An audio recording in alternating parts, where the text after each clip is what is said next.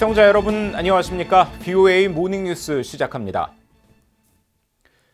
일본 히로시마에서 열린 주요 7개국 G7 정상회의에서 각국 정상들은 공동성명을 통해 우크라이나에 대한 재정적, 군사적 지원을 약속하고 러시아에 대해서는 즉각적인 침략 중단을 촉구하면서 추가 제재 조치를 강구하겠다고 밝혔습니다. 앞서 정상들은 히로시마 평화기념공원을 방문해 원자폭탄 투하로 사망한 희생자들의 넋을 기렸습니다. 조상진 기자가 보도합니다. G7 정상회의 첫날, 각국 정상들은 의장국인 일본 기시다 후미오 총리의 안내로 히로시마 평화기념공원을 찾았습니다.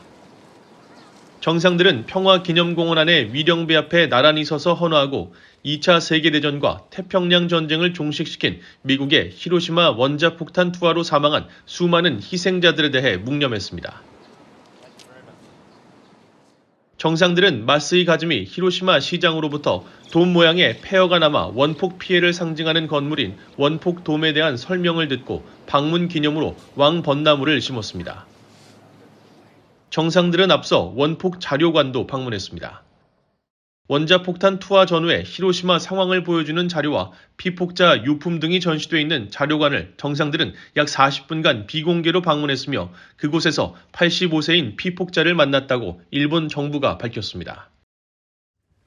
이어진 G7 정상회의. 정상들은 러시아의 우크라이나 침공 문제를 비롯해 전 세계 현안을 중요하게 다뤘습니다. 世界は今気候危機、パンデミック、ロシアによるウクライナ侵略といった複合的な危機に直面をしています。こうした中、基本的な価値を共有する G7 は国際社会の重要な課題に効果的に対応し、世界をリードしていかなければなりません。 회담 후 정상들은 공동성명을 통해 러시아가 우크라이나에서 벌이는 침략 전쟁에 대해 결속할 것을 재확인하고 러시아의 명백한 유엔 헌장 위반과 전쟁이 세계에 미치는 영향을 가장 강력한 언어로 규탄했습니다. 그러면서 우크라이나가 필요로 하는 재정적, 인도적, 군사적, 외교적 지원 제공 약속을 재확인하고 러시아를 향해 즉시 우크라이나 침략을 중단하고 부대와 군사 장비를 조건 없이 완전히 철수할 것을 촉구했습니다.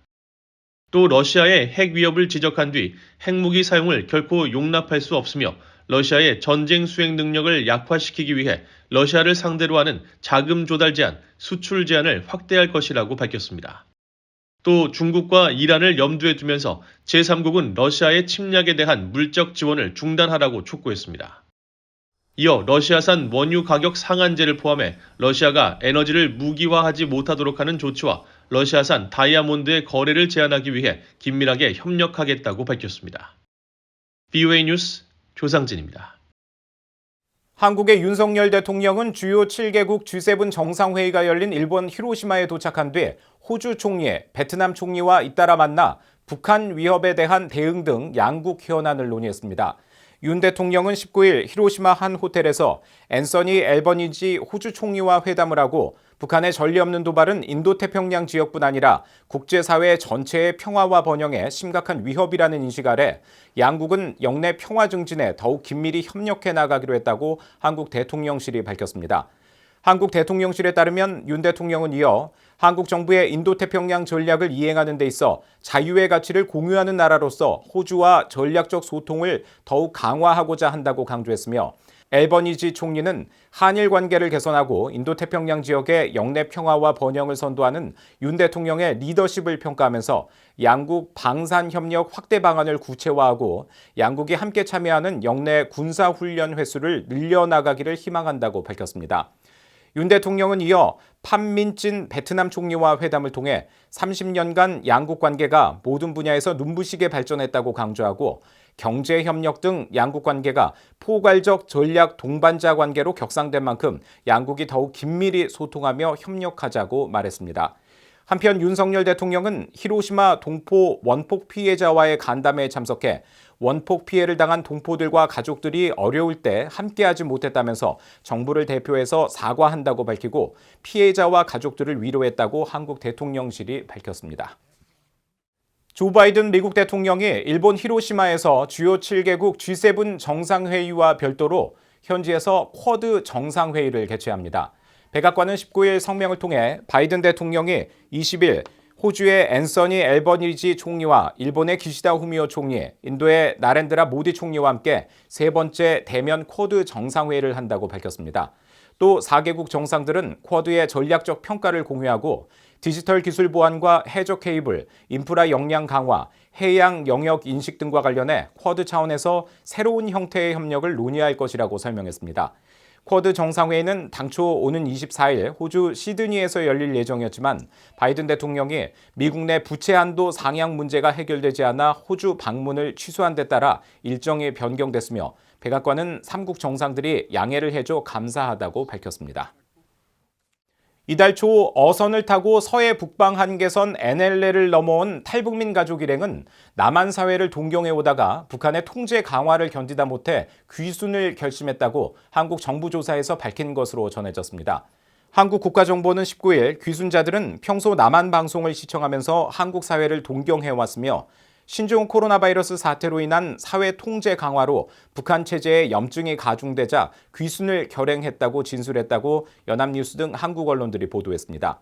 보도에 따르면 10명 이내인 귀순자 일행은 서로의 관계를 인척이라고 밝혀 사돈 관계의 가족 구성원들로 추정되며 국정원은 구체적인 신원 사항은 북한에 남은 가족의 안위에 영향을 미칠 수 있어서 공개할 수 없다고 밝혔습니다. 한국의 국정원과 군, 통일부 등 관계기관은 지난 6일 밤 어선을 타고 서해 NLL을 넘어온 북한 주민 일행에 대한 합동신문을 벌이고 있으며 귀순 가족 일행은 신문이 끝나면 하나원으로 불리는 북한 이탈 주민 정착지원 사무소로 이동해 12주간 한국 사회 적응 교육을 받게 됩니다. 1968년 울진 삼척 무장공비 침투 사건으로 일가족 5명을 모두 잃은 피해자의 아들이 북한 측을 상대로 한 손해배상 소송에서 승소했습니다.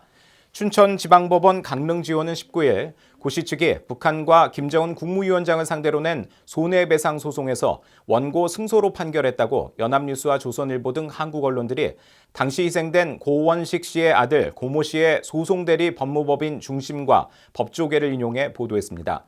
보도에 따르면 재판부는 청구액 전액을 인용해 북한과 김정은에게 각각 4천만 원과 909만 원을 배상하라고 판결했으며 고 씨 측은 재판에서 승소함에 따라 현재 법원에 공탁된 국내 방송 출판사들이 북한 저작물을 사용하면서 북한에 내야 할 저작권료 20억 원을 대상으로 강제 집행을 시도할 것으로 알려졌습니다.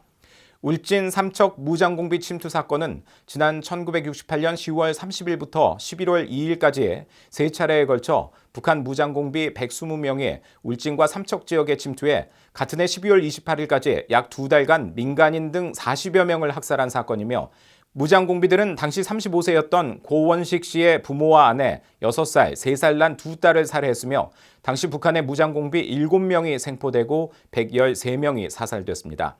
한편 2기 진실 화해를 위한 과거사 정리위원회는 지난 10일 고 씨 일가족 희생 사건에 대해 조사 개시 결정을 내렸습니다. 이상으로 VOA 모닝뉴스를 마칩니다. 시청해주신 여러분 고맙습니다.